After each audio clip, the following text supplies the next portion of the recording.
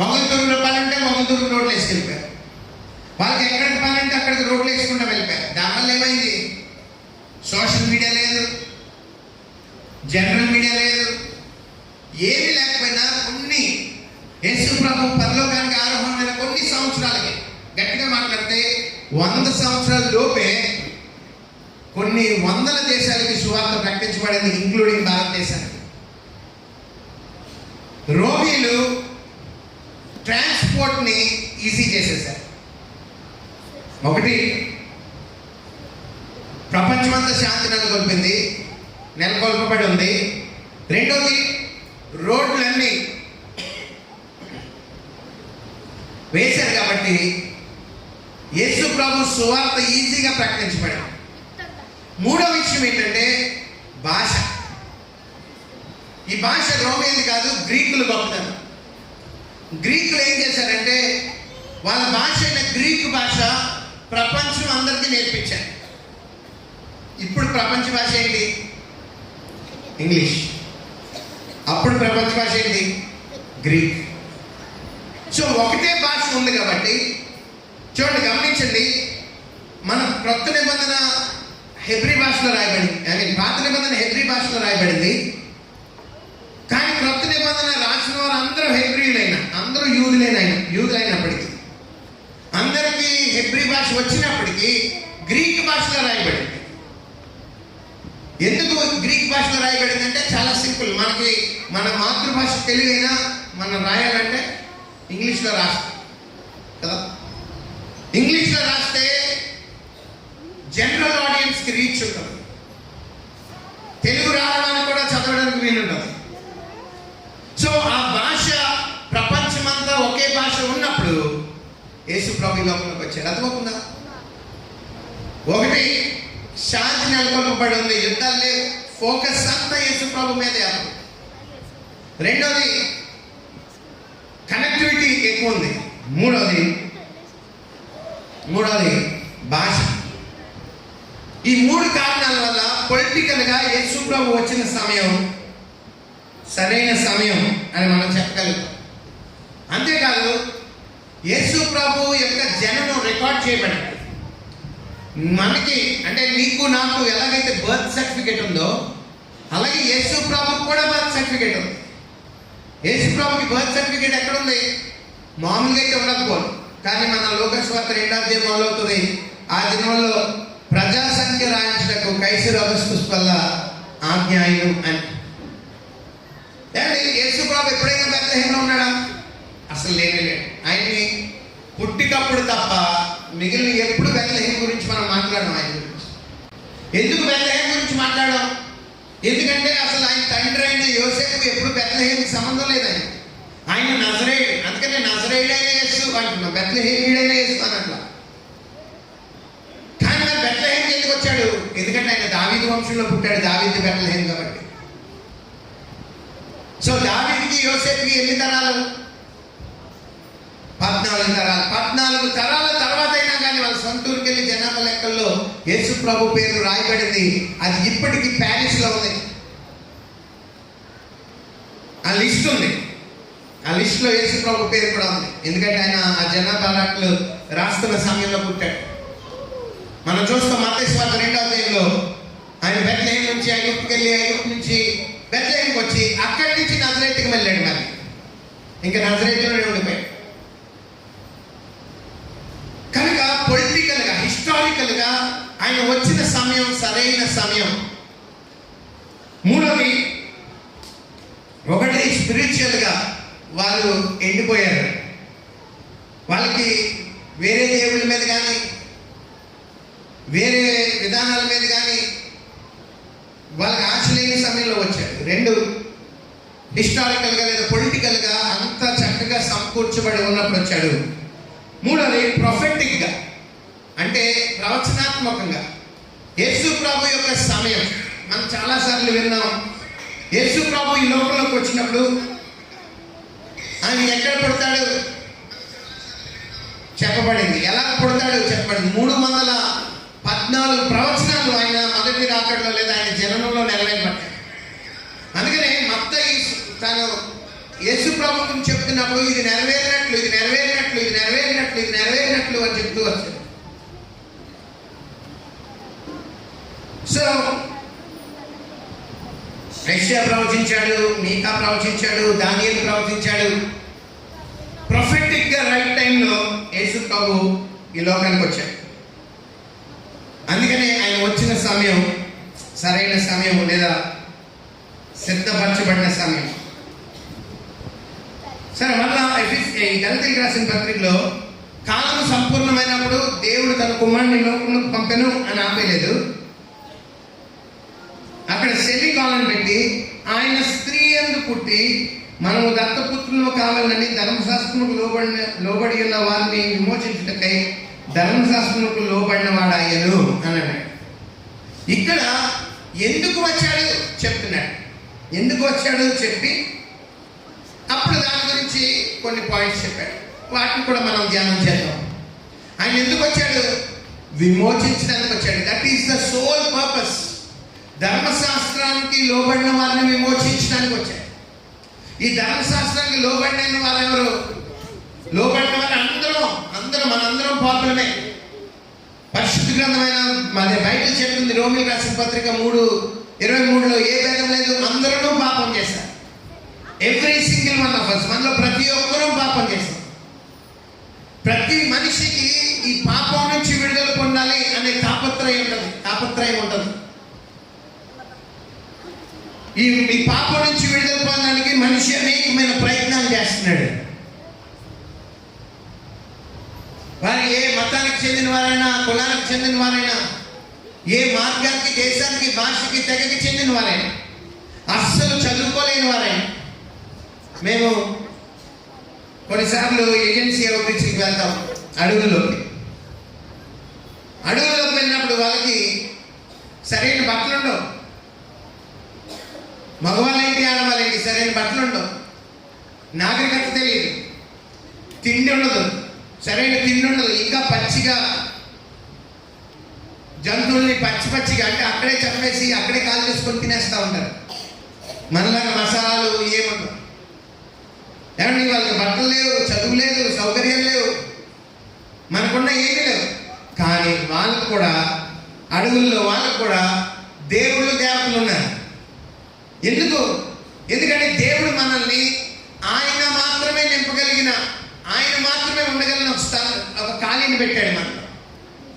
ఆయన ఉండడానికి ఒక స్థలాన్ని సిద్ధపరచుకున్నాడు. ఎప్పుడైతే యేసు ప్రభు లేకపోతే దేవుడు ఆ స్థానంలో ఉండడో మనం ఆత్మీయంగా తృష్ణ కలిగి ఉంటాం. అందుకనే ప్రతి ఒక్కరు కూడా ధర్మశాస్త్రం కిందకు వస్తున్నారు. ప్రతి ఒక్కరు కూడా ఎలాగైనా ముక్తిని పొందాలి అని ప్రయత్నం చేస్తున్నారు. ఎలాగైనా పరలోక ప్రాప్తిని పొందుకోవాలి, ఎలాగైనా దేవుడిని సంపాదించాలి అని వెతుకుతా ఉన్నారు. అలాంటి వారిని విమోచించడానికి యేసు ప్రభు ఈ లోకంలోకి వచ్చాడు. This is divine planning, not humanly planning.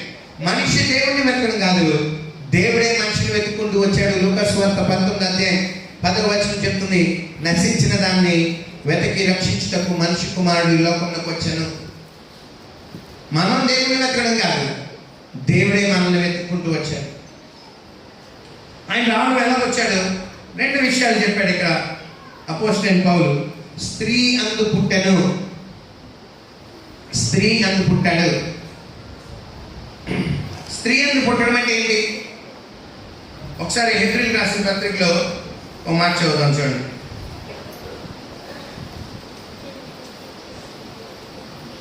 రెండవ అధ్యాయం 17వ వచనం. కావున ప్రజల పాపములకు పరిహారం కలుగజేయుటకై దేవుని సంబంధమైన కార్యములలో కనికరమును నమ్మకం గల ప్రధాన యాజకుడు నిమిత్తము అన్ని విషయంలో ఆయన తన సహోదరుల వంటి వాడు కావలసి వచ్చెను. తాను శోధింపబడి శ్రమ పొందిన కనుక శోధింపబడి వారికి సహాయం చేయగలవాడై ఉన్నాడు. ఇక్కడ మనం గుర్తుపెట్టుకోవాల్సిన విషయం ఏంటంటే, పాపములకు పరిహారం కలుగజేయుటకై అన్ని విషయంలో ఆయన తన సహోదరుల వంటి వాడు కావలసి వచ్చిన అన్ని విషయంలో. ఆ పైన 15వ వచనం, రెండో అధ్యాయంలోనే 14-15 వచనం చివరి లైన్లో చూస్తే రక్త మాంసంలో పాలువాడయ్యాడు. యేసు ప్రభు ఈ లోకంలోకి మనలాగా వచ్చాడు, మనిషిలాగా వచ్చాడు,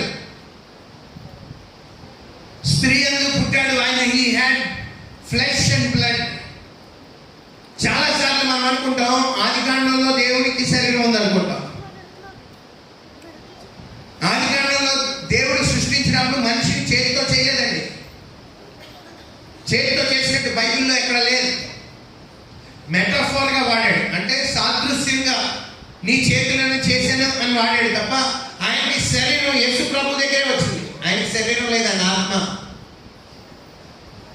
శరీరాన్ని తొడుక్కోవడం అంటే ఇంపెరిషబుల్ స్టెప్పింగ్ ఇంటూ పెరిషబుల్, అంటే ఇమ్మోర్టల్ స్టెప్పింగ్ ఇంటూ మోర్టల్. క్షయత లేనిది క్షయత కలిగిన దానిలోకి రావడం, అంతం లేనిది అంతం కలిగిన దానిలోకి రావడం, ముగింపు లేనిది ముగింపు కలిగిన దానిలోకి రావడం. ఇది జోక్ కాదండి. ఒకసారి ఊహించుకోండి, మీరు సడన్గా దోమ అయిపోయారు.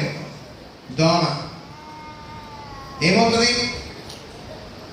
మిగిలిన అందరూ మనుషులుగా ఉండి మీ ఫ్యామిలీలో మీరు ఒకరే దోమ అయిపోయారు. మీ భాష అర్థమవుద్దా? అర్థమవుదా? దోమను చూడగానే బ్యాట్తో చంపేస్తాం మనం, లేదా పోగొట్టాం, లేదా వడమసలు ఏదో ఒక రకంగా చంపేస్తాం మనం కదా.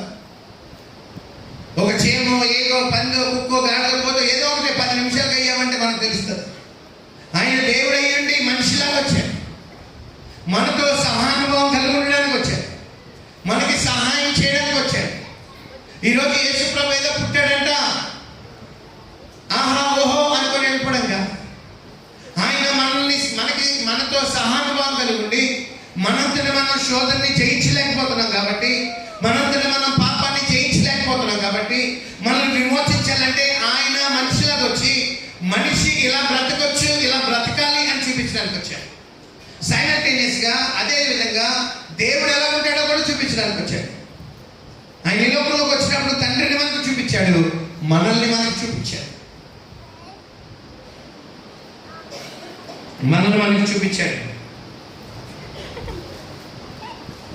అన్ని విషయాల్లో యేసు ప్రభు దగ్గరికి అదే హెబ్రీ గ్రంథకర్త ఇంకో మాట చెప్తున్నాడు చూడండి. 4వ అధ్యాయంలో చూద్దాం, 14వ వచనం.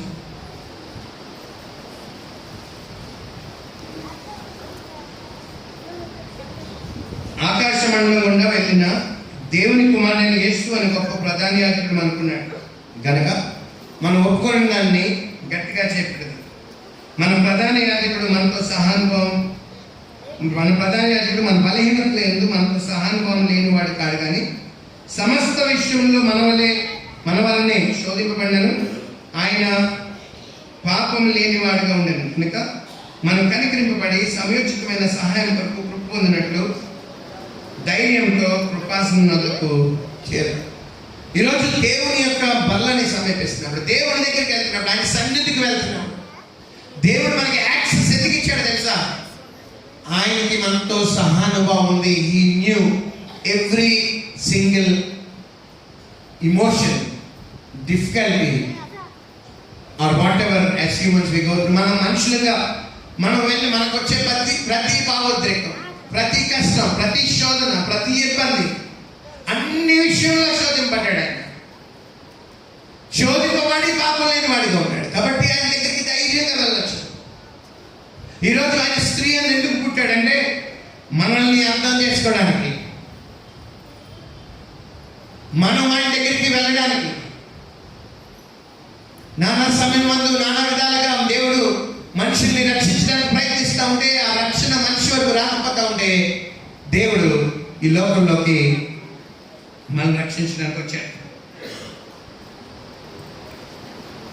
అందుకనే ఆయనకి మనలాగే ఆకలేసింది, మనలాగే దాహం వేసింది, మనలాగే నిద్ర వచ్చింది, మనలాగే అలసిపోయాడు, మనలాగే కోపం వచ్చింది. కానీ వీటన్నిటిలో ఎక్కడ ఆయన పాపం చేయాల. అందుకని ఆయన ఒక్కడే మనల్ని విమోచించగలిగిన వాడు.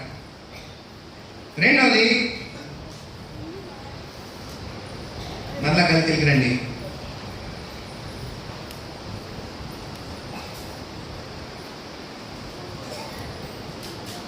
ఆయన స్త్రీ అందు పుట్టి 4:4 ఆయన స్త్రీ అందు పుట్టి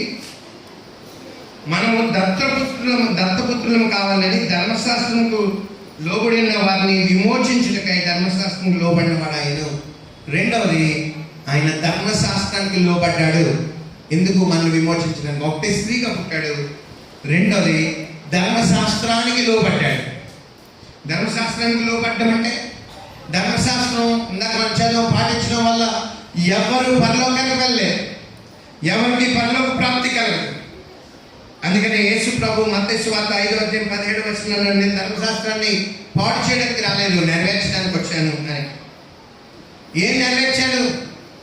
ఆయన ధర్మశాస్త్రానికి లోబడ్డం ద్వారా ఏం నెరవేర్చాడు? పాపం వల్ల వచ్చు జీతం ఆయన మరణాన్ని ఆయన అనుభవించాడు. మరణం ఇంకా మన మీద పెత్తనం లేదు, మరణాన్ని ఓడించాడు యేసు ప్రభు. పాపం వల్ల వచ్చిన జీతం మరణం. మనందరం we are all heading to eternal hell, నిత్య నరకానికి వెళ్తున్న మనల్ని యేసు ప్రభు రక్షించాడు. అందుకని హెబ్రీయులకు రాసిన పత్రిక 2వ అధ్యాయంలో 14-15 వచ్చినటువంటి జీవితకాలం అంతా మరణ భవించేత దాస్యంలోకి లోనైన వారిని విడిపించడానికి ఆయన రక్త మాంసంలో పాల్గొన్నాడు. దాని ముందటది మరణం యొక్క బలము గల వారిని మరణం ద్వారానే నశింపచేయడం. ఆయన మరణం మనకి ముక్తి. మన పెనాల్టీ అని తీసుకున్నాడు. ఇక ధర్మశాస్త్రానికి మనకి సంబంధం లేదు. మన బదులుగా యేసు ప్రభు ధర్మశాస్త్రాన్ని నెరవేర్చాడు. మనం చేయాల్సింది ఒకటే, ఆయన అంగీకరిస్తే చాలు. అందుకనే ఇక్కడ ఈ 4వ అధ్యాయం గలాతీయులకు రాసిన పత్రికలో ఎలా మొదలు పెట్టాడంటే, మనం దేవుని దత్తపుత్రులమైనప్పటికీ కొంతకాలం మనకి బానిసకి లేదా మనకి దాసునికి తేడా ఏం లేదు. మనం ఆ దత్తపుత్రాత్మను అనుభవించాలి. We are the sons and daughters of the Lord Jesus Christ. ప్రభు అయిన యేసుక్రీస్తు యొక్క కుమారులుగా మనకి దత్తపుత్రాత్మను ఇచ్చాడు. అందుకని యోహాను 1:12 మనకు తెలుసు, దాన్ని ఎందరైతే అంగీకరిస్తారో అనగా తన నామమునందు విశ్వాసం ఉంచే వారందరికీ దేవుని పిల్లలవే అవకాశం కాదు, అధికారాన్ని అనుగ్రహించారు. సో ఇప్పుడు క్రిస్మస్ అంటే క్రైస్తవ జీవితం అంటే అధికారంతో బ్రతకడం. అధికారం అంటే చాలా మంది పెత్తనం అనుకుంటారు.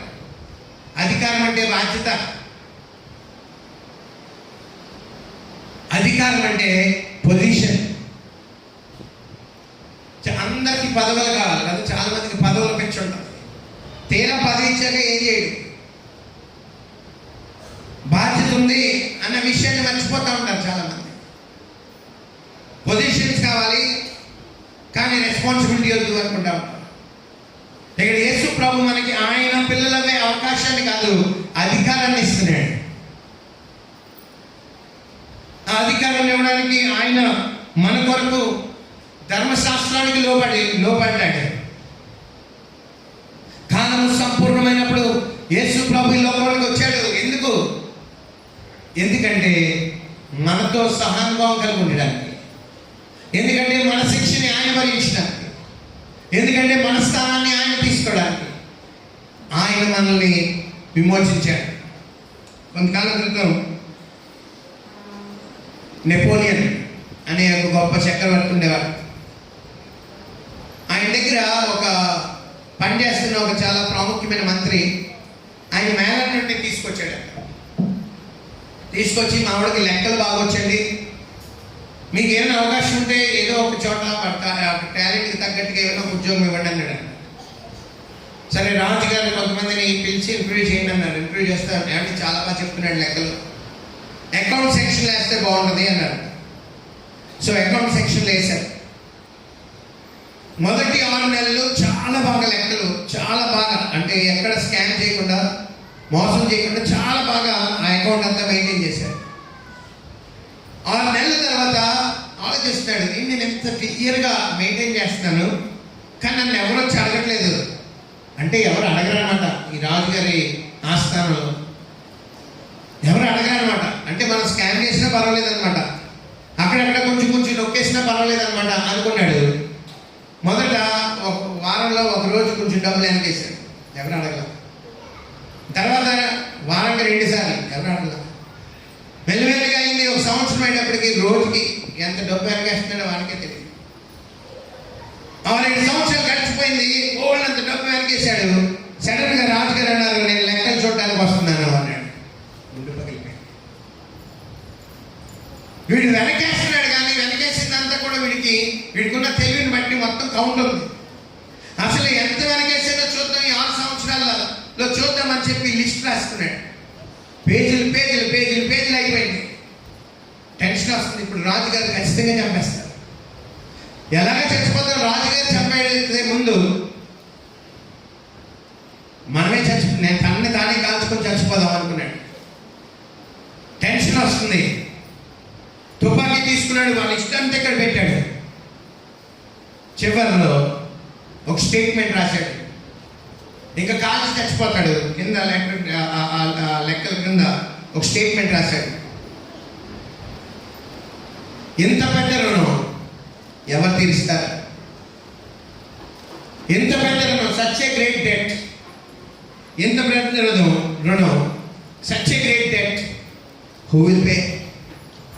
ఎవరు తీరుస్తారు? అందుకే చచ్చిపోతాను అన్నట్టుగా రాసి సంతకం పెట్టాడు. కొన్ని పేజీలు వచ్చినాయి, కానీ కాల్చుకుందండి ఎవరో తిరుగుతానే ఉన్నారు. కనబడతాడు. నిద్ర వచ్చింది, నిద్రపోయాడు. తెల్లారు లేచాడు, వెలికి వచ్చింది. అయ్యో ఏంటి చచ్చిపోలేదా అనుకున్నాడు. ఇంకా కాల్ చేసుకున్నాలే అనుకునేలా చూసేటప్పటికి అక్కడ క్రింద ఐ విల్ అని రాసి రాజుగారు ముద్రేసింది. నేను తీరుస్తాను అని ముద్రేశాడు. వాడు లెగ్గానే ఒక సైనికుడు పెట్టాడు. లెగ్గను నా దగ్గరికి పిలువ అన్నాడు. ఆ పట్టుకొని వెళ్ళాడు. రాజుగారు కాళ్ళ మీద పట్టి వెళ్ళాడుతున్నారే, నేను ఆల్రెడీ తీర్చేసాను, అయిపోయింది. ఇప్పటి నుంచైనా నీ సామర్థ్యతకు తగ్గట్టు బ్రతుకు. ఎగ్జాక్ట్గా నెపోలియన్ ఆ ఒక్క వ్యక్తికి చేసిన పనిని యేసు ప్రభు మనందరికీ చేశాడు. ఎంత పెద్ద రుణం! మన పాపం మన వల్ల తీర్చుకోలేదు. మనందరం పాపులమే. పాపం అంటే యాక్ట్ కాదండి. అబద్ధం ఆడడం పాపం కాదు, దొంగతనం చేయడం పాపం కాదు, వ్యభిచారం చేయడం పాపం కాదు. అవి కాదు పాపం అంటే. అవి చేద్దామని ఆలోచన వచ్చిన పాపమే. చూడండి, మత్తయి సువార్త 5వ అధ్యాయంలో యేసు ప్రభు ఒక రాడికల్ స్టేట్మెంట్ చెప్పారు.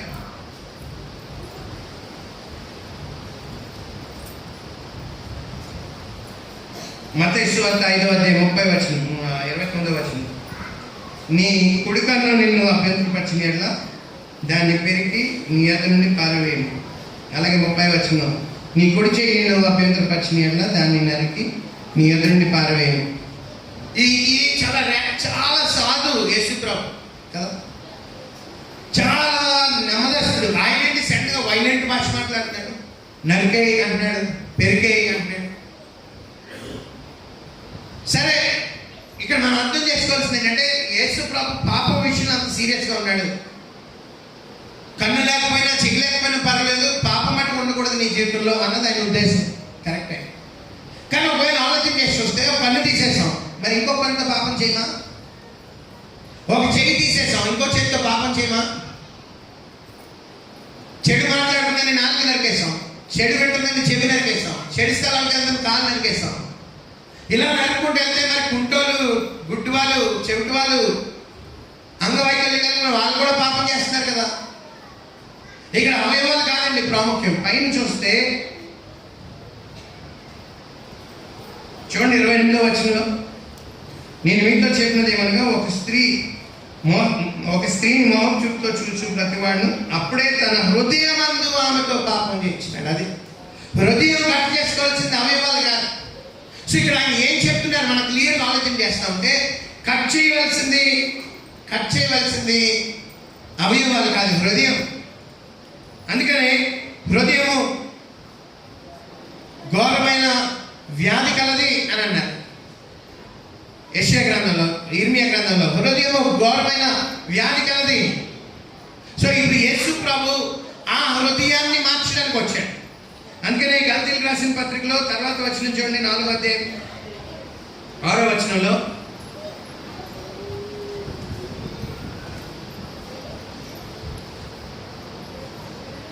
మరియు మీరు కుమారులు అయినందున నాయనా తండ్రి అని మొరపెట్టు తన కుమారుని ఆత్మ దేవుడు మన హృదయంలోనికి పంపెను. ఆయన హృదయాన్ని మార్చడానికి వచ్చింది. మనం భక్తి ఎంతైనా చేయొచ్చు, మనం ఎన్నిసార్లైనా ఎలాగైనా మనుషులకి కనబడడానికి ఎన్నో ప్రయత్నాలు చేయొచ్చు. కానీ ఆయన హృదయాన్ని మార్చడానికి వచ్చింది. ఎలాగైతే నెపోలియన్ ఆ యొక్క యవనస్తుని రుణాన్ని తీర్చాడో, యేసు ప్రభువు కూడా మనందరి రుణాన్ని తీర్చాడు. మనందరి హృదయాన్ని మార్చడానికి వచ్చింది దేవుడు. మన హృదయాన్ని బాగు చేయడానికి వచ్చింది దేవుడు. ఈ ఉదయకాల సమయంలో పేతురు మాటలో వచ్చిన చూద్దాం. పేతురు తన పత్రికలో మొదటి పత్రిక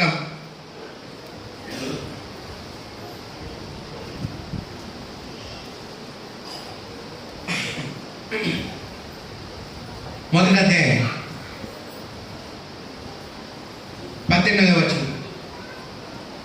పితృపారంపర్యమైన మీ వ్యర్థ ప్రవక్తలను విడిచిపెట్టినట్లుగా వెండి బంగారం వంటి క్షయ వస్తువుల చేత మీరు విమోచింపబడలేదు, కానీ అమూల్యమైన రక్తం చేతనగా నిర్దోషమును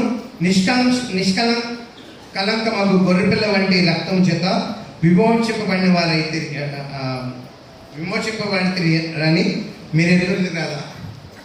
గొర్రెపిల్ల రక్తం చేత నిష్కలంకమైన imperishable blood of Jesus Christ మనందరినీ ముద్రించాడు. ఐ విల్ పే అన్నాడు.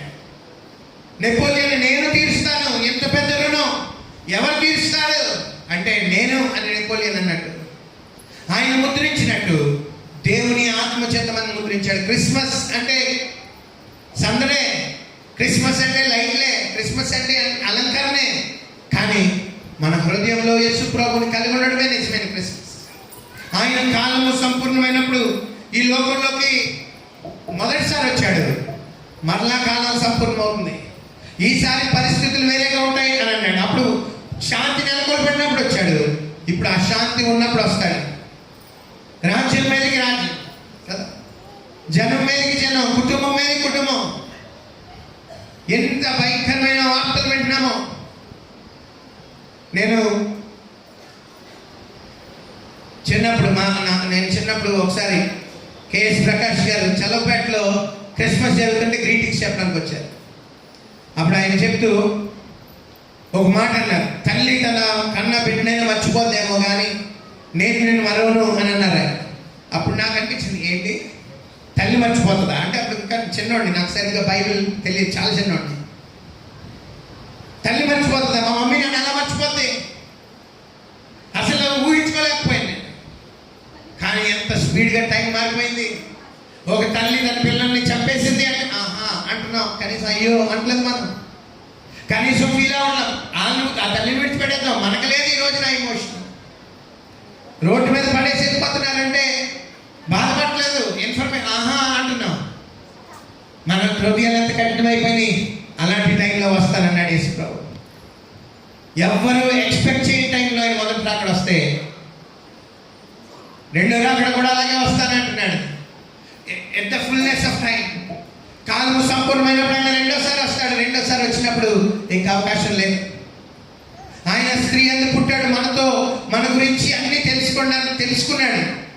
నువ్వు ఆయన దగ్గరికి సిగ్గులేని మొహంతో వెళ్ళొచ్చు, ధైర్యంగా వెళ్ళొచ్చు.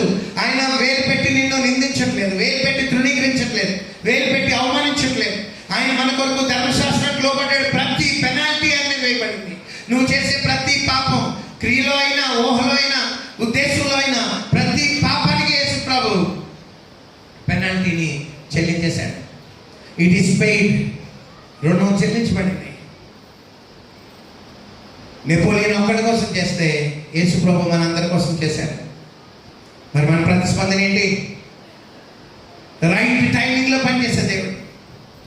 ఏమంటే మీకు జ్ఞాపకం ఉంటే పేతురు రాత్రంతా ప్రయాసపడ్డాడు, ఒక్క చేప పడల.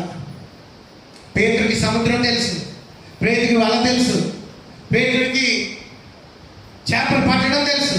మరి ఏం తెలియదు పేతురికి? టైమింగ్ తెలియదు. ఆయన టైమింగ్లో పనిచేస్తే, ఆయన టైమింగ్లో వలేస్తే చెప్పనసక్యమైన విస్తారమైన ఆ చేపలు దొరికినాయి, వాళ్ళకి ఫలం దొరికింది. ఈరోజు నీకు దేవుని టైమింగ్ తెలుసా?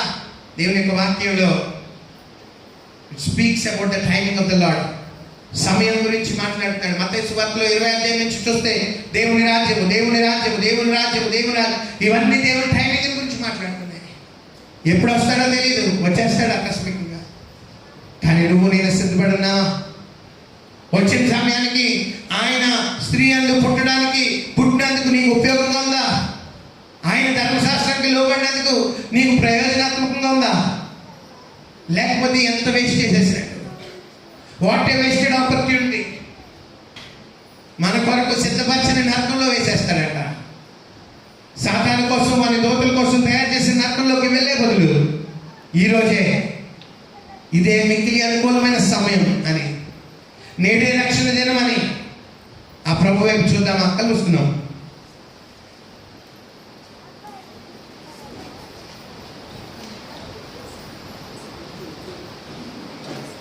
ఈ ఉదయకాల సమయంలో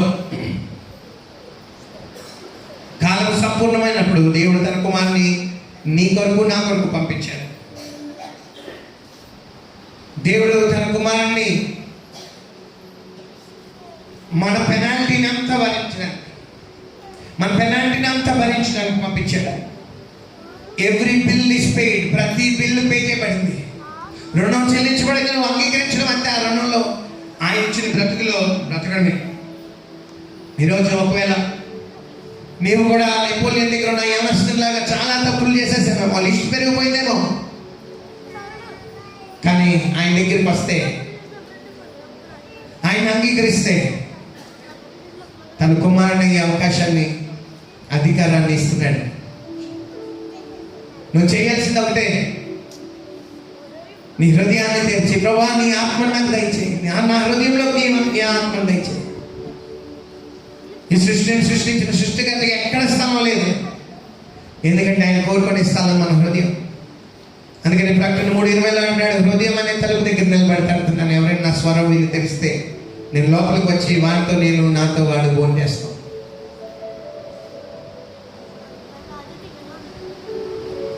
ఈరోజు ప్రతిస్పందిద్దామా?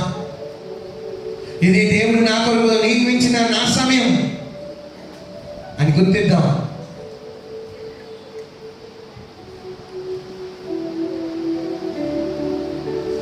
పలుమార్లు వైదొలగినాను పరలోక దర్శనము నుండి, విలువైన నీ దివ్య పిలుపుకు నే తగినట్లు జీవించనైంది. పలుమార్లు వైదొలగినాను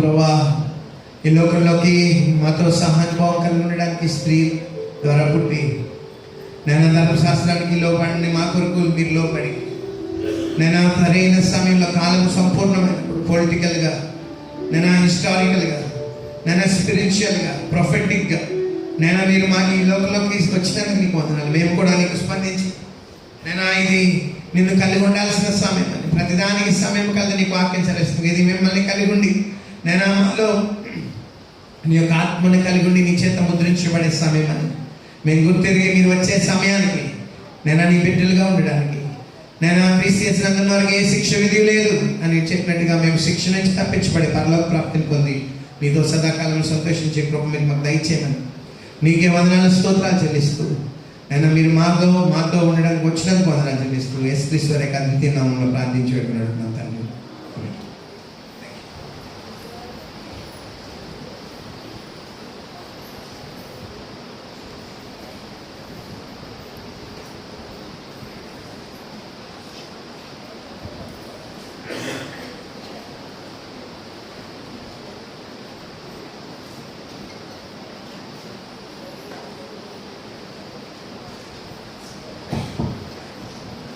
దేవుని సేవకులు చక్కని వాక్య సందేశాలు మనకి అనుగ్రహించారు.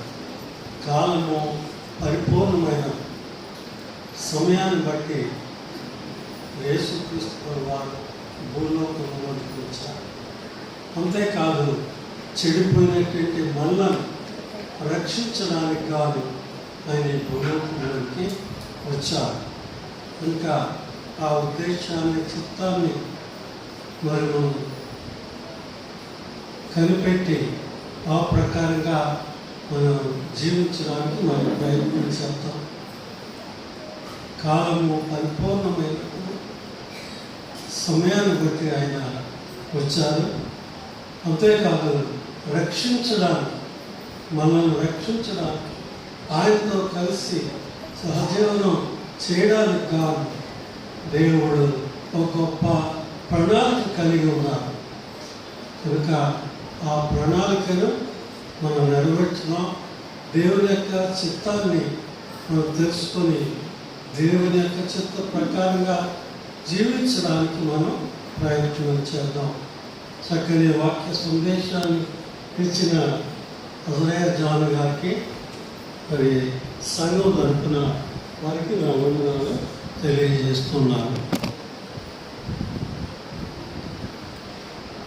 ఆరాధన సమయంలో దేవుని యొక్క కీర్తనను మనం పాడుకుందాం. 65వ కీర్తన ఆరాధనకు సహాయకరంగా ఉంటారు కాదు. ఈ యొక్క 65వ కీర్తన పాడుకుందాం. అందరం లేచి నిలబడి పాడుకుందాం. దేవదాస పాలకరాజు కీర్తన. దేవదాస పాలక రాజా రావే జీవముల ప్రతాపవై ప్రకాశము దేవా దేవా దీన శాఖా దేవా దేవా దీన శాఖా ఆకాశమున నీ సుఖమును నాకై ప్రకాశముగా విడచితివి ఏకాది పాపి నీవే పరదాపు చేర్చాను పాపి నీవే పరదాపు చేర్చాను కల్వారికి రంగున చేరి తొలువారున కరకు సిల్వాచు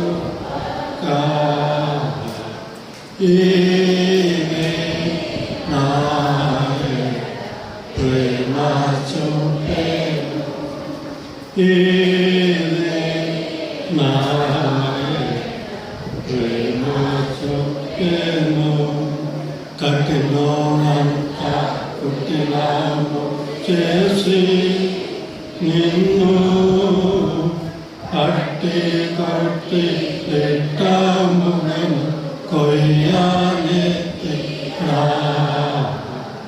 జయం జయం జయం నంతగా జయం జయం జయం నంతగా కళ్ళ కొరకు సిలువాని అని మహా విలువగల ఈరమంత మల్గవై వాస హల్లెలూయా హల్లెలూయా హల్లెలూయా ఆమేన్ హల్లెలూయా హల్లెలూయా హల్లెలూయా ఆమేన్ ఇంతయో ఇంత శాంతమ నాకై సంతాసము ఆవేకై ప్రాణాన్ని ఎంతో వేద నంతానో కృప ఎంతో వేద నంతానో కృప లోకాన ఎరుకుశోధనా నుండి స్వీకరించినావు మమ్ము నీ కొరకు కాదా స్తోత్రం స్తోత్రం స్తుతి స్తోత్రం స్తోత్రం స్తుతి దేవాదాస పాలక ప్రజా రావే జీవాముల ప్రతావై ప్రకాశ దగా దేవా దేవా దీన పోషక దేవా దేవా దీన పోషక దయచేసి మీరు కూర్చోండి.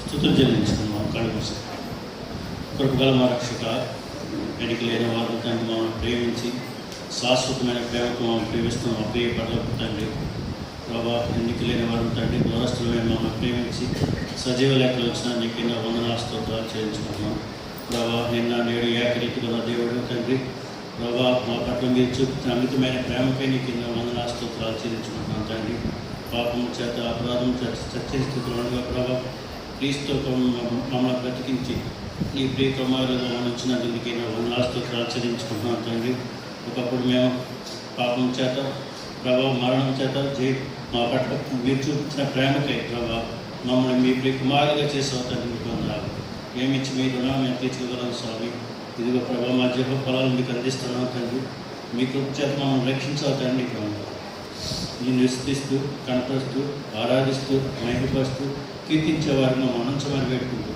మాకేం మరణించి తిరిగి లేచి మన యేసుక్రీస్తు స్థుతించి పెట్టుకున్నాం తండ్రి ఆమేన్.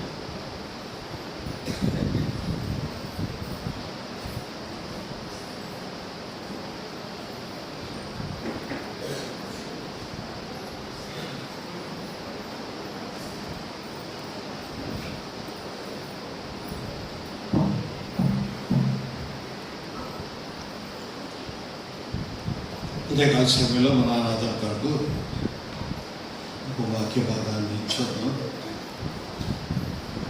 2వ సమయాల గ్రంథం 9వ అధ్యాయం.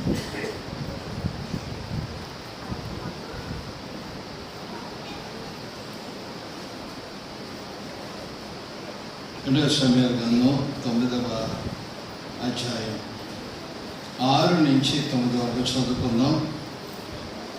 సౌలు కుమారుడైన యోనాతానును పుట్టిన మెఫీబోషెతు దావీదు నొద్దకు వచ్చి సాగిలపడి నమస్కారము చేయగా, దావీదు మెఫీబోషెతు అని అతను పిలిచినప్పుడు అతడు, చిత్తము, నీ దాసుడినైన నేను ఉన్నాను అన్నాడు. అందుకు దావీదు, నువ్వు భయపడవద్దు, నీ తండ్రి అయిన యోనాతాను నిమిత్తము నిజముగా నీకు ఉపకారము చూపి నీ పితరుడైన సౌలు భూమి ఎంతో నీకు మరల ఇప్పించును, మరియు నువ్వు సదాకాలము నా కాల యొద్దనే భోజనము చేయదువని సెలవీయగా, 8వ వచనం, అతడు నమస్కరించి చచ్చని కుక్క వంటి వాడినైన నా యెడల నువ్వు దయచూపుటకు నీ దాసుడైన నేను ఎంతటి వాడను. 11వ వచనం కూడా చూద్దామండి. మెఫీబోషెతు యెరూషలేములో కాపురం నుండి సదాకాలము రాజు బల్ల యొద్ద భోజనము చేయుచుండెను. అతని కాళ్ళు 2 కుంటివి. మనందరికీ తెలుసు కదా, దావీదుకి సౌలు కుటుంబాలకి యుద్ధం జరిగింది. గొలియాతుని చంపిన తర్వాత ఈ ఇజ్రాయేలీ సైన్యం అంతా సౌలు, దావీదు అందరూ కలిసి యెరూషలేము వెళ్ళినప్పుడు అక్కడ స్త్రీలు పొగిడారు. సౌలు 1000 కొలది, దావీదు 10,000 కొలది శత్రు సంహారం చేశారు. అప్పటి నుంచి అతని మీద విషపు చూపు నిలిపాడు సౌలు, దావీదు మీద రాయబడి ఉంది. అప్పటి నుంచి కూడా దావీదుని చంపడానికే ప్రయత్నం చేశారు. అంటే 7 సంవత్సరాలు దావీదు కొండ మీద నుంచి కొండకి, అరణ్యం నుంచి అరణ్యానికి 17 సంవత్సరాలు వనవాసం చేయవలసి వచ్చింది. సరే, దాని తర్వాత మనం చూస్తాం, దావీదు కుటుంబానికి సౌలు కుటుంబానికి యుద్ధం జరిగింది. దావీదు అంతకంతకు వర్ధిల్లను, సౌలు అంతకంతకు నిరసించను. సౌలు అతని కుటుంబ సభ్యులందరూ కూడా ఫిలిస్తీన్ల చేత చంపబడ్డాడు. తర్వాత దావీదు రాజు అయ్యాడు. సాధారణంగా ఇలాంటి పరిస్థితి ఏర్పడినప్పుడు ఏం చేస్తారంటే, అధికారంలో ఉన్న రాజు శత్రు శేషం లేకుండా చేసుకుంటాడు. ఏమాత్రం కూడా శత్రు ఉండకూడదు. అతని కుమార్తెలను, బంధువుల్ని, స్నేహితుల్ని, మనవల్ని, మునివాళ్ళు ఉంటే మునివాళ్ళను కూడా చంపేస్తారు. ఎందుకంటే రేపు పొద్దున వాడు తిరగబడతాడేమో అని. కొంతకాలం అయిన తర్వాత దావీదు అంటున్నాడు, యోనాతానును బట్టి సౌలు కుటుంబీకుల్లో ఎవరికైనా నేను దయ చూపడానికి ఎవరైనా ఉన్నారా అని. నిజానికి ఎవరూ లేరు, ఒక మెఫీబోషెతు మాత్రమే ఉన్నాడు. ఇప్పుడు యాక్చువల్గా ఏం చేయాలంటే చంపేయి, మెఫీబోషెతు లేకుండా చెయ్యాలి. చేస్తే ఇక శత్రుశేషం లేనట్టే. అయితే ఇతను ఎక్కడున్నాడంటే ఈ మెఫీబోషెత్ అన్న పేరు కూడా ఒక వింతైన పేరండి. మరి ఆ పేరు ఏదో పెట్టాడో తెలియదు. నోటిలో సిగ్గు, షేమ్ ఆన్ హిస్ మౌత్. నోటిలో సిగ్గు, అదే పేరు తెలియదు, అలాంటి అర్థం వచ్చే పేరు పెట్టారు.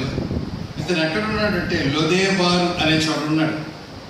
లోదేబార్ అంటే ఇజ్రాయెల్ దేశంలో కరువు కలిగిన పూరెస్ట్ ప్లేస్ అనమాట. కరువు, అసలు మాటకే కరువు అని అర్థం లోదేబారు. ఎవరింట్లో ఉన్నాడంటే మాకీరు అనే ఇంట్లో ఉన్నాడు. మాకీరు అంటే బానిస. అక్కడ చాలా పేదవాళ్ళు అక్కడ నివసిస్తూ ఉండేవారు. ఇతను పుట్టివాడు. ఎందుకంటే దాది ఎత్తుకుని పారిపోతున్న టైంలో అతను పడిపోయాడు, పుట్టివాడు అయిపోయాడు. యోనాతానును బట్టి ఎవరైనా ఉన్నారంటే ఉన్నాడండి. మెఫీబోషెతు ఉన్నాడు, లోదేబారు కవర్ చేస్తాడు, వస్తాడు. నేను అనుకుంటాను ఎంత టెన్షన్తో వచ్చి ఉంటాడు. ఏం చేస్తాడో, నేను ఒక్కడే మిగిలిన నన్ను కూడా చంపేస్తాడేమో అని వచ్చి ఉంటాడు. కానీ మెఫీబోషెతు అంటే, నువ్వు భయపడద్దు, నీ తండ్రి అయిన యోనాతాను నిమిత్తము నువ్వు పోగొట్టుకున్నావని నీకు ఇస్తాను. అంత మాత్రమే కాదు, సదాకాలము నా యొద్దనే బోధన చేస్తాను. ఇప్పుడు దావీదు ఎలాగనొచ్చు, మెఫీబోషెతు మీ తాత ఎంత న్యాయం చేశారో తెలుసా? 17 సంవత్సరాలు నేను కొండల వెంబడి తిరిగాను, అరణ్యాల వెంబడి తిరిగాను అని చంపాలని చాలా ప్రయత్నం. అతను మనవడవు నువ్వు, నిన్ను కూడా ఏదైనా చేయగలను. సరేలే క్షమించేసాను పో అనొచ్చు. క్షమించేశాను, కానీ క్షమించడం ఒకటే కాదు, నువ్వు పోగొట్టుకున్నా అంటే రాజుగారు కదా సౌలు తాతగారు, ఆ భూములన్నీ నీకు తిరిగి ఇప్పిస్తాను. అంత మాత్రమే కాదు, నా బల్ల యొద్దనే నువ్వు బోధనం చేస్తావు.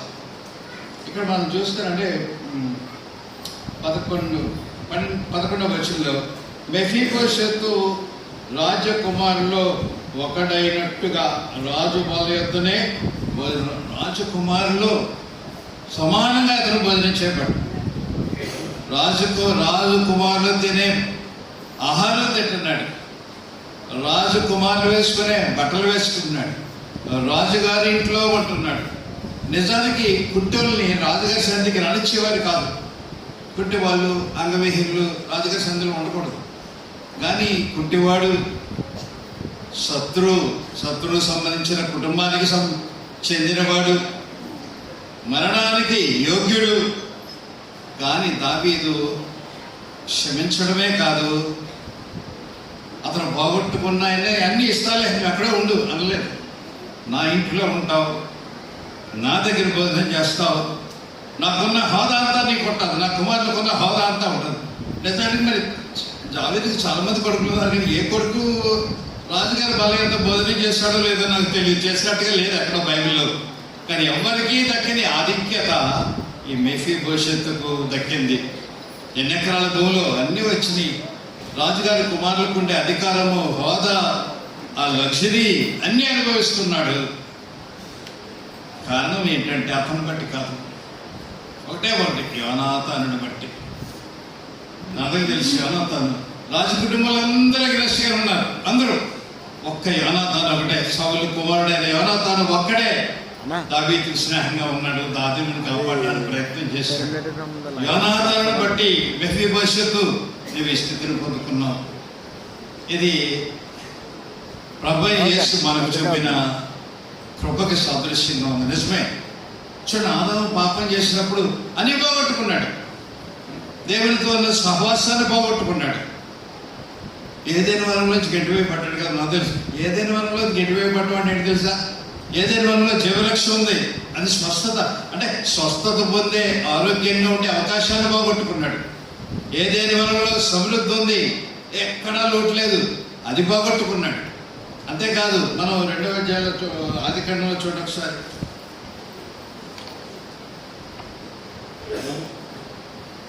2వ అధ్యాయంలో 11, 12 మొదటి దాని పేరు శిష్టోను, అది హివేలా దేశం అంతలో చుట్టుపారుచుంది. అక్కడ బంగారం ఉంది, ఆ దేశం బంగారం శ్రేష్టమైనది.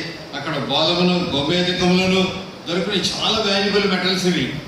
మరి దేవుడు అక్కడ పెట్టాడు అంటే తనకున్న సమృద్ధిని పోగొట్టుకున్నాడు, దేవునితో సహవాసాన్ని పోగొట్టుకున్నాడు, ఒక విధంగా నిత్య జీవాన్ని పోగొట్టుకున్నాడు, ఆత్మీయంగా చచ్చినవాడైపోయాడు, దేవునికి శత్రువు అయిపోయాడు. రామవతకు 5వ వచనం ఉంటుంది, మనము శత్రువులమై ఉండగా.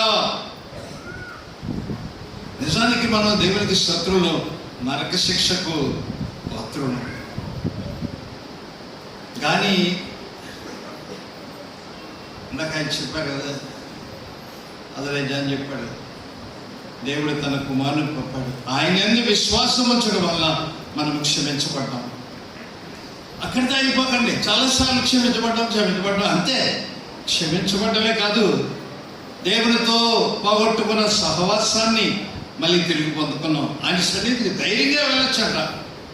ఆదిన మందంలో ఉన్న భక్తులు ఎవరికి యోగ్యత లేదు. ఆఖరికి మోషేకి కానీ, ఏలియాకి కానీ, ఎలీషాకి కానీ ఆ యొక్క యోగ్యత లేదు, ధైర్యంగా వెళ్ళలేదు. కానీ దేవుడు ఎబ్రీ పత్రికలో ధైర్యంగా వెళ్ళమంటాడు ఆయన సన్నిధి. అంత మాత్రమే కాదు, ఆదాము కుమారత్వాన్ని పోగొట్టుకున్నాడు. ఆ కుమారత్వాన్ని మనం పొందుకుందాం. కల్తీ పత్రికలను చూస్తాం, దత్తపుత్రులు ఉంటాం. తర్వాత వచ్చిన వారసులమని కూడా ఉంది. ఆయన అలా పోగొట్టుకున్నవన్నీ మనం తిరిగి పొందుకున్నాం. వారసులం అంటే ఏంటి తెలుసా? దేవుడు ఎంత గొప్ప దేవుడు. ఆయనకున్న మహిమలో, మహత్యంలో, శక్తిలో మీరు మొదటి పత్రిక 1వ అధ్యాయంలో చూడండి, చూస్తే 16 నుంచి ఉంటుంది, 15 నుంచి ఉంటుంది. మహిమ క్రీస్తులో మీకు కలిగిన అపరిమితమైన శక్తి ఎటుదో, నిరీక్షణ ఎటుదో, మహిమేశ్వరుడిదో, మహత్యం ఎటుదో మీరు తెలుసుకోవాలంటాడు. అంటే అన్ని మనకు ఉన్నాయి. అంతేగా దేవుడు కలిగిన ఆస్తి అంతా పొందాయి. అలసలు మీ బాబు గారి సొమ్ము ఏంటో అంటారు. నిజమే, ఈ లోకమంతా మన బాబు గారు, మన తండ్రి అని దేవుందే. ఇవన్నీ మనకు ఎలా కలిగింది? మన రక్షణ, నిత్య జీవం. అంతే కదండి. ఎఫ్సీ పత్రిక చూడండి ఒకసారి.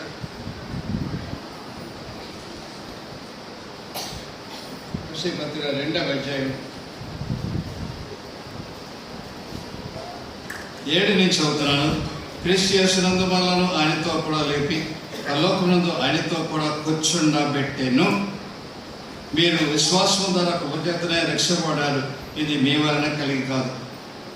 క్షమించడమే కాదు, దేవుని కుమారులుగా, వారసులుగా, సొత్తైన ప్రజలుగా చేయడమే కాదు, ఆయనతో కూడా లేపి పరలోకంలో ఆయనతో కూడా కూర్చుండబెట్టున్నాం. చాలా ఆశ్చర్యం కలుగుతుంది. ఏదో సహాయం చేస్తాం మనం కదండి, పేదవాళ్ళకి, అనాథాలకి సహాయం చేస్తాం. ఈక్వల్గా చేసే వాళ్ళకి ఇష్టపడరు చాలా మంది. దేవుడు ఆయనతో కూడా పరలోకంలో కూర్చుండబెట్టును. ఎంత గొప్ప సంపదగినటి శత్రువు మెఫీషెబెతు క్షమించడమే కాదు, ఆ పోగొట్టుకున్న ఆస్తి ఇవ్వడమే కాదు, నువ్వు నాతో ఉంటావు మెఫీబోషెతు, నా యొక్క హోదా, నా లగ్జరీ, నా అన్నీ కూడా నువ్వు అనుభవిస్తావు. ఆయనతో కూడా బలలో పాల్గొన్నాడు. కాబట్టి మనం కూడా ఆయనతో కూడా క్షమించడం వరకే చాలాసార్లు క్రైస్తవులు ఆలోచన. క్షమించడం ఒక ఎత్తు అయితే ఆయన బిడ్డలుగా చేసుకోవడం, వారసులుగా చేసుకోవడం, ఆయనతో కూడా లేదు పరలోక రాజ్యస్థానంలో ఆయనతో కూడా కూర్చుండబెట్టబడడం. మొదటి ఆదాము, 2వ ఆదాము అంటాడు రోమాపత్రిక 5వ అధ్యాయంలో చూస్తే. ఆదాము ఏమైతే పోగొట్టుకున్నాడు అవన్నీ మనకిచ్చాడు. ఆదాము దేవుని సహవాసం పోగొట్టుకున్నాడు. 2వ ఆదాము క్రీస్తులో మనకు కలిగింది. ఆదాము స్వస్థతను పోగొట్టుకున్నాడు. 2వ ఆదాము క్రీస్తులో మనం స్వస్థపరచబడ్డాం. ఆదాము దేవుని యొక్క ఐశ్వర్యతను పోగొట్టుకున్నాడు. 2వ ఆదాము క్రీస్తులో మనం పొందుకుందాం. ఇవన్నీ అధికారాన్ని పోగొట్టుకున్నాడు. అధికారాన్ని దేవుడు పొందాం. ఆయన మహిమను పోగొట్టుకున్నాడు. క్రీస్తులో మనం మహిమను పొందుకున్నాం. కాబట్టి ఇవన్నీ కూడా ఆశ్చర్యాన్ని కలిగిస్తాయి. ఇవన్నీ మెఫీబోషెతుని బట్టి కాదు, దేన్ని బట్టి అంటే యోనాతాన్ని బట్టి. అలా మనకు కలిగింది ఏదైనా సరే, మన పరిశుద్ధత, మన నీతి, మన రక్షణ, మన నిత్య జీవం, దేవుడితో ఉన్న సహవాసం మనల్ని బట్టి కానే కాదు. అందుకనే ఆ 2వ ఎఫ్సీ పత్రిక 2వ అధ్యాయంలోనే చెప్తాడు, ఇది మీ వలన కలిగినది కాదు, ఆయన కృప, దేవుని వరమే. రక్షణ దేవుని వరం. ఈరోజు నిత్య జీవం కలిగేవా? దేవుని వరం. నీతిమంతులుగా, పరిశుద్ధులుగా తీర్చబడ్డావా? దేవుని వరం. నిత్య జీవానికి వారసులయ్యావా? దేవుని వరం. ఆయన కుమారుడు అయ్యావా? దేవుని వరం. అది నిజంగా గుర్తిరుగుతున్నాను. మనం దేవుడు మన ఎంత కృప చూపించాడు. ఇతరులకి వేలు పెట్టి చూపించి తీర్పు తెచ్చడానికి మనం తెగించం. ఈరోజు కొంచెం నీతి వచ్చినప్పటికి, కొంచెం పరిశుద్ధత వచ్చినప్పటికి, కొంచెం ప్రార్థన జీవితం వచ్చినప్పటికి, కొంచెం దేవుని కొరకు జీవితం వచ్చినప్పటికి ఆడిలు అంటాడు, వీడియోలు అంటాడు, వీడియోలు అంటాడు, తీర్పు తీస్తూ ఉంటారు. జాగ్రత్త సుమా, నువ్వు తీర్పు తీస్తున్నావు అంటే ఆయన కృపను అర్థం చేసుకోలేదు. నీకు నాకు ఏ యోగ్యత కూడా లేదు. యెషయా 64 ఉంటుంది, మన నీతి క్రియలు మురికి గుట్టలు, పాప క్రియలు మోతికి గుడ్లు అంటే అర్థం ఉంది. మన నీతి క్రియలు ఎంత నీతిగా జీవించినా దేవుని ముందు మనం అయోగ్యులమే. యోబు అనుకుంటాడు, నేను చాలా నీతిమంతుని, చాలా నీతిమంతుని, చాలా నీతిమంతుని, చాలా చెప్పుకొస్తాడు, చాలా అర్థం చేస్తాడు. ఎప్పుడైతే దేవుని ప్రత్యక్షత పొందుకున్నాడు అంటాడు, అయ్యో నేను పనికి మారిన వాడను, నీచుడను, అసహించుకుంటున్నాను. దేవుని ముందు మనం చూసుకున్నప్పుడు మనం అందరం అయోగ్యమే. యెషయా 6వ అధ్యాయంలో మనం ముందు ఆడికి శ్రమ, వీడికి శ్రమ, వీడికి శ్రమ, వాడికి శ్రమ. ఓ అంటుమే అంటాడు, ఇంగ్లీష్లో ఓ అంటుమే అన్నది. ఆరవ అధ్యాయంలో ఎప్పుడైతే దేవుని చూశాడు, ఆయన పరిశుద్ధత, ఆయన వైభవం అన్నీ చూశాడు, ఏమంటాడు? ఓ అంటుమే, అయ్యో నాకు శ్రమ. కాబట్టి శ్రమలో మనం ఏమైనామో దేవుని కృపను బట్టి మాత్రమైనా, యేసు క్రీస్తుని బట్టి మాత్రం. ఎలాగైతే యోనాతాను, ఎలాగైతే మెఫీబోషెత్ యోనాతాను బట్టి కనికరించబడి తను పోగొట్టుకున్న రాజరికం అంతా దావీదు ఇచ్చాడు, మన దేవుడు అని యెహోవా తండ్రి కూడా ప్రభు అయిన యేసుని బట్టి ఆయన అంగీకరించడం వల్ల, ఆయన రక్తంలో కడగబడడం వల్ల, ఆయన దగ్గర మన పాపాలు ఒప్పుకోవడం వల్ల మనకు కూడా కుమారత్వం ఇచ్చాడు, రక్షణ ఇచ్చాడు, నిత్యజీవం ఇచ్చాడు. మనం ఆదాములో పోగొట్టుకున్న అన్ని దేవునితో సహవాసము, సమాధానం అన్నీ ఇచ్చాడు. కాబట్టి ఈ సభ్యులు మనం ఆయన్ని ఆరాధిస్తున్నప్పుడు హృదయపూర్తిగా ఆరాధిద్దాం, స్తుతిద్దాం, ఆయనతో సహవాసం చేద్దాం.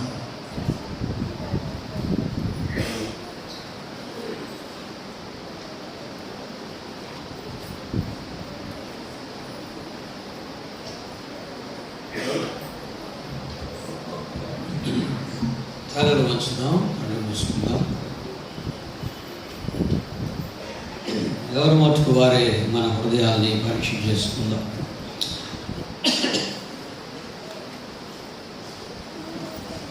మనమందరం కూడా మెఫీబోషెత్ వలె ఉన్నాం. కుంటివాళ్ళు, అయోగ్యులు, అపాత్రులు. కానీ దేవుడు మనల్ని ఆయన కృప, ఉచితమైన కృపను బట్టి, ప్రేమను బట్టి మనల్ని రక్షించుకున్నాడు, కుమారులుగా, కుమార్తెలుగా చేసుకున్నాడు.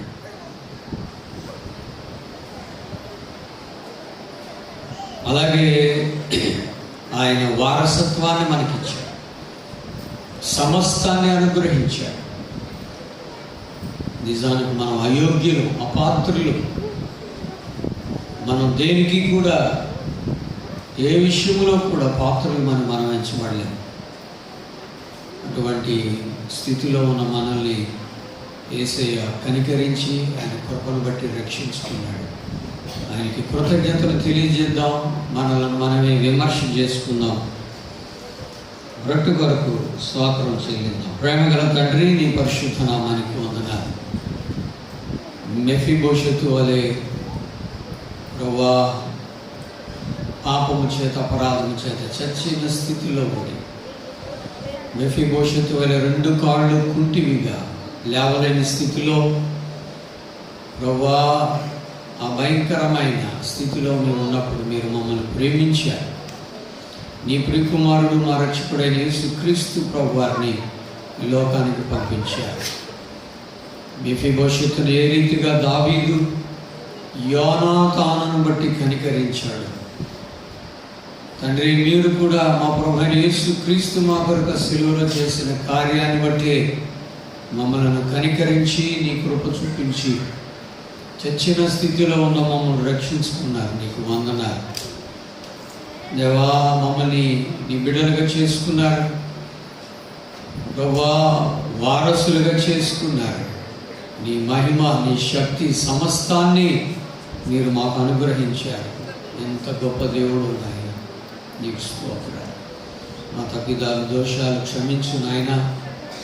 యేసు రక్తము చేత మమ్మల్ని కడిగి పవిత్రపరచమని ప్రార్థన చేస్తాం. యేసయ్య శరీరాన్ని గుర్తుగా ఉన్న రొట్టెను దీవించి మాకు అనుగ్రహించమని జీవాహారమై ఉన్న యేసుక్రీస్తు పేరిట మిమ్మల్ని స్తుతించి ఆరాధించుచున్నాము తండ్రి. ప్రభువైన యేసు తాను అప్పగింపు రాత్రి రొట్టె తీసుకుని కృతజ్ఞతాస్తుతులు చెల్లించి దానిని విరిచి, ఇది మీ కొరకు విరవబడిన నా శరీరం, దాన్ని జ్ఞాపకం చేసుకున్నట్టుగా దీన్ని చేయండి అని చెప్పిన ప్రకారం మనము చేయండి.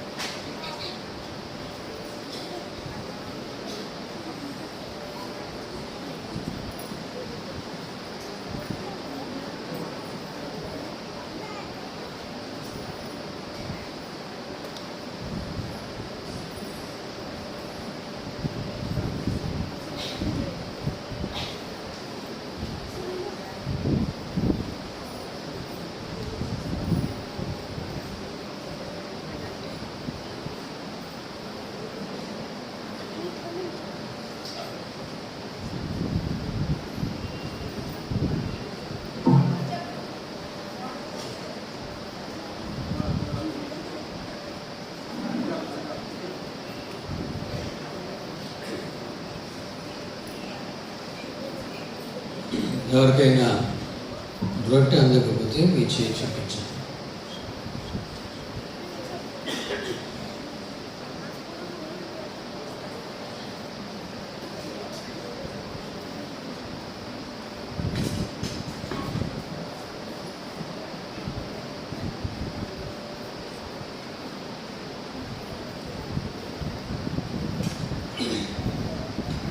మనము విరిచే రొట్టె ఆయన నలుగబడిన ఎడలికి ఎనరగా ద్రాక్షారసము తన రక్తమునకును గురుతుగా యేసుక్రీస్తుని దివ్య ప్రేమను ధ్యానము చేయుదము. పాత్ర కొరకు స్తోత్రం చెల్లిద్దాం. ప్రేమ గల తండ్రి, నీ పరిశుద్ధ నామానికి స్తోత్ర. నీ ప్రియకుమారుడు మా రక్షకుడైన యేసుక్రీస్తు ప్రభు వారిని ఈ లోకానికి మా కొరకు పంపించారు. వందనాలు. ఆయన మా పాపముల నిమిత్తమై మా పాపములన్నీ సిలువలో భరించి ఆ పాప శిక్షను ప్రభువా ఆయన భరించి ఆయన కార్చిన ఆ ప్రశస్తమైన, పరిశుద్ధమైన, పవిత్రమైన, అమూల్యమైన రక్తమును బట్టి నీకు వందనాలు ప్రభువా. ఆ రక్తము ద్వారా మీరు మమ్మల్ని కడిగి పవిత్రపరిచారు. వందనాలు. ఆ రక్తము ద్వారా మీరు మాతో నూతన నిబంధన చేశారు. నీకు స్తోత్ర. ఆ రక్తానికి గుర్తుగా ఉన్న ఈ పాత్రను దీవించి మాకు అనుగ్రహించుమని జీవపానమనై ఉన్న యేసుక్రీస్తు పేరట మిమ్మల్ని స్తుతించి ఆరాధించుచున్నాము తండ్రి. ఆ ప్రకారమే భోజనాన్ని పిమ్మట ఆయన పాత్ర తీసుకుని, పాత్ర నా రక్తం వల్ల ఆయన కొత్త నిబంధన, మీరు దీనిలోని త్రాగునప్పుడు నన్ను జ్ఞాపకం చేసుకుంటే దీనిని చేయడి అని చెప్పిన ప్రకారం మనమును చేయాలి.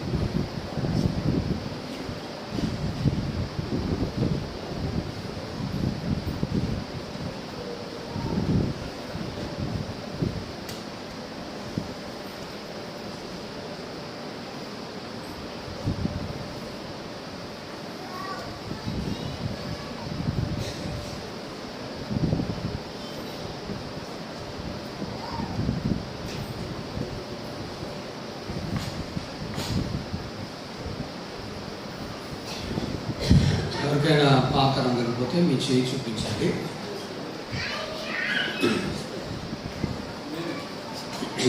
స్తుతి మహిమ ఘనతలు యుగ యుగములగును.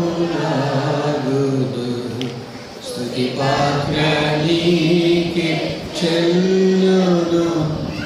స్తోత్రముల నీకే తాగును. నీ రక్తమే శుద్ధీకరించు. నీ రక్తమే నా పాలము.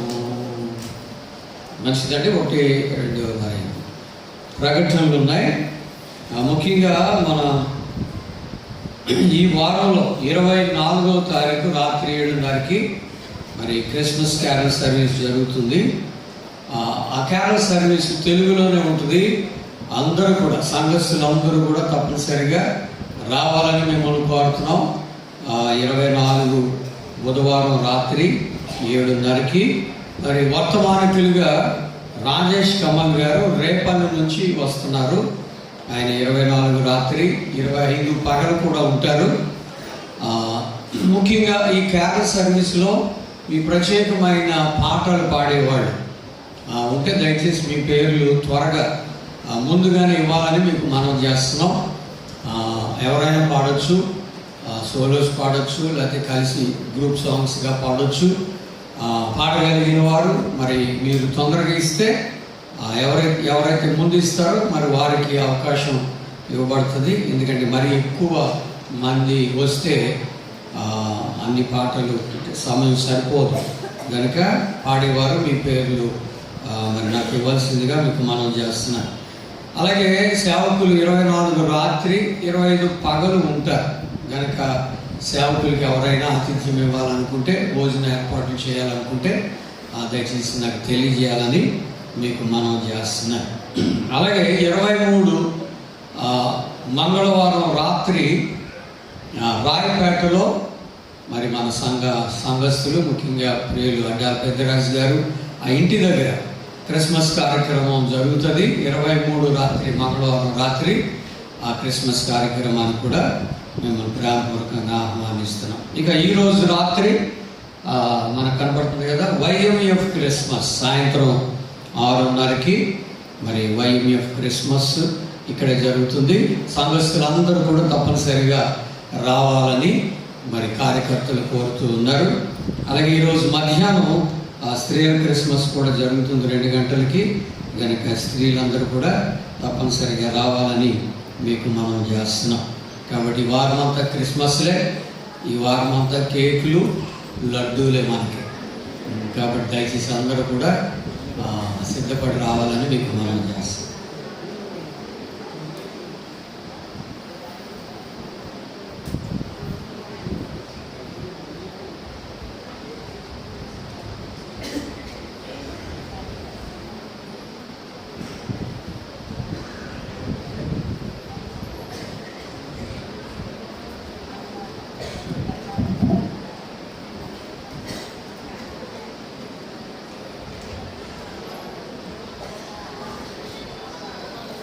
ఈ సమయంలో క్వైర్ వారు వచ్చే ప్రత్యేకమైన పాటలు పాడుచుంటుండగా మా యొక్క కానుకలు దేవునికి సమర్పణ చేద్దాం.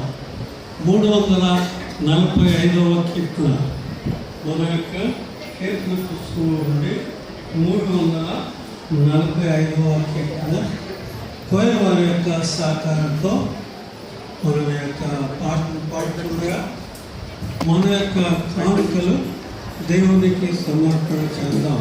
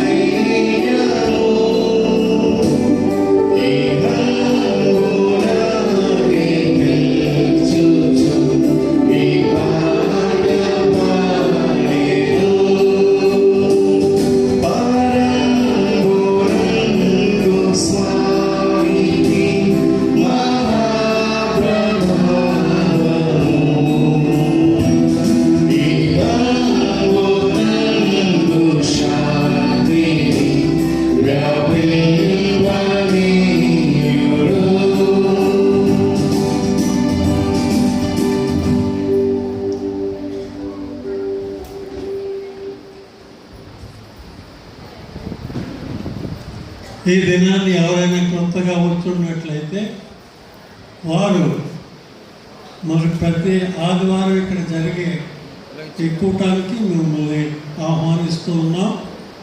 10 గంటల నుండి 12 గంటల వరకు.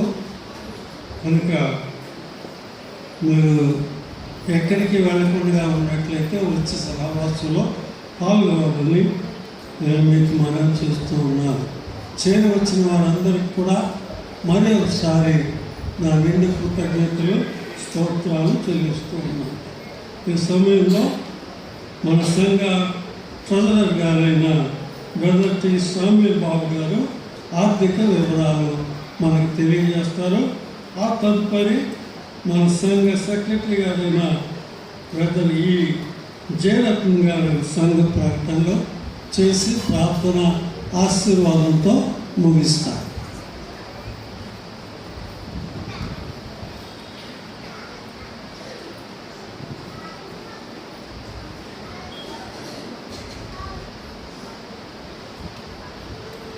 దేవుని పరిశుద్ధ నామమునికి స్తుతి కలుగును గాక. మీకు అందరికీ వందనములు తెలియజేసుకుంటూ గత ఆదివారం అనగా 14/12/25 మన మందిరానికి వచ్చినటువంటి కానుకల వివరాలు మీకు తెలియజేస్తున్నానండి. సాధారణ కానుకలు 27,323 రూపాయలు, కృతజ్ఞత కానుకలు 12,100 రూపాయలు, ప్రత్యేక కానుకలు 27,200 రూపాయలు, సండే స్కూల్ పిల్లలు ఇచ్చిన కానుకలు 452 రూపాయలు. ఈ విధంగా వచ్చిన మొత్తం కానుకలు 67,075 రూపాయలు. ప్రత్యేక కానుకలు ఇచ్చిన వారి వివరాలు: 1 బ్రదర్ అండ్ సిస్టర్ దశమ భాగంగా 19,500 రూపాయలు కానుక చెల్లించారు. స్త్రీల సమాజం కొరకు ఒక సహోదరి 3,000 రూపాయలు కానుక చెల్లించారు. 1 సిస్టర్ దశమ భాగంగా 4,700 రూపాయలు చెల్లించారు. మరి యార్లగడ్డ శాంతరావు గారి కుటుంబం పేదల వస్త్రాల కొరకు కానుక చెల్లించారు. ఆన్లైన్ ద్వారా ఒక సహోదరు 1000 రూపాయలు కానుక చెల్లించారు. మరి ఖర్చులు చెల్లింపులు వివరాలు తెలియజేస్తున్నానండి. మరి మన సంఘ పెద్దలకి కొంతమందికి ఆనురోర్యము ఇవ్వడం జరిగింది. దానికి గాను 56,000 రూపాయలు ఇవ్వడం జరిగింది. అలాగే మెయిన్ చర్చి సేవకులకు క్రిస్మస్ గిఫ్ట్ ఇవ్వడం జరిగింది. దానికి 45,000 రూపాయలు ఇవ్వడం జరిగింది. అలాగే నక్కవారిపేట బరియల్ గ్రౌండ్లో అక్కడ తాటి బండ్లు ఉండిపోయినాయి, అవన్నీ కూడా క్లీన్ చేసి తీయించామన్నమాట, ఖాళీ చేయించాం. కాబట్టి దానికి గాను 12,000 రూపాయలు ఖర్చు అయింది. అలాగే మరి మెడికల్ హెల్ప్ ది పూర్ 500 రూపాయలు ఇవ్వడం జరిగింది. అదేవిధంగా మరి స్త్రీల సమాజానికి ఇచ్చిన కానుక స్త్రీల సమాజం వారికి చెల్లించడం జరిగింది. అలాగే సండే స్కూల్ పిల్లలకి చాక్లెట్స్ కొనడం జరిగింది. దానికి కానీ 320 రూపాయలు అయింది. ఈ విధంగా అయితే అయినటువంటి మొత్తం ఖర్చు లేక చెల్లింపులు 1,16,820 రూపాయలు. అయితే మొత్తం కానుకలు వచ్చిన కానుకలు 67,075 రూపాయలు. ఖర్చులు చెల్లింపులు 1,16,820 రూపాయలు. మరి అదనముగా అయినటువంటి ఖర్చు 49,745 రూపాయలని బ్యాంకు నుంచి విత్డ్రా చేయడం జరిగింది. థ్యాంక్ యూ అన్నారు.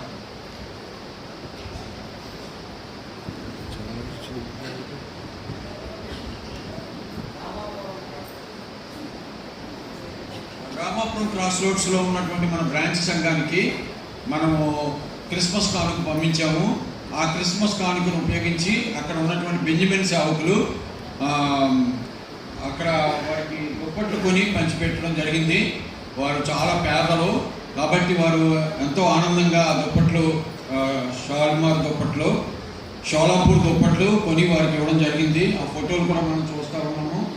ఆ విధంగా అక్కడ వారికి సుమారుగా ఒక 50 మంది వరకు వారికి పేదలకి వస్త్రాలు బహుకరించడం, దుప్పట్లు బహుకరించడం జరిగింది. వారు మన సంఘానికి కృతజ్ఞతలు చెల్లించారు.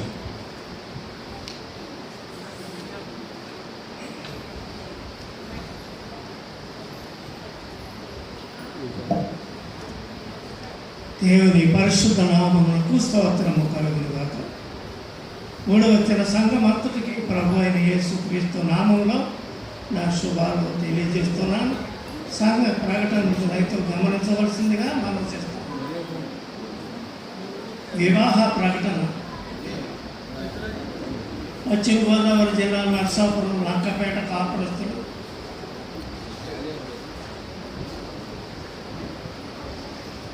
ఉండరాజవరం రమేష్ గారి కుమారుడు అశోక్ కుమార్కును, పశ్చిమ గోదావరి జిల్లా పాలకొల్లు కాపురస్తులు జిల్లెల జయబాబు గారి కుమార్తె షిరీన్కును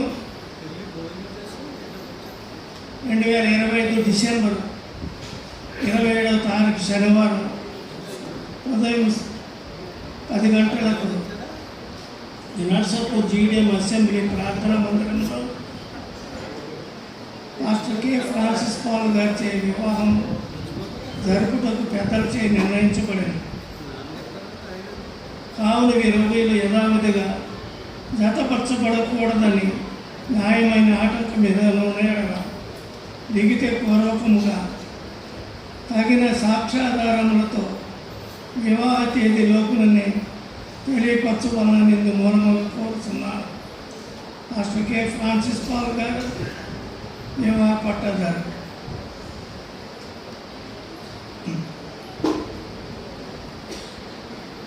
క్రిస్మస్ ఆహ్వానం. డిసెంబర్ 25, 21వ తారీఖు ఆదివారం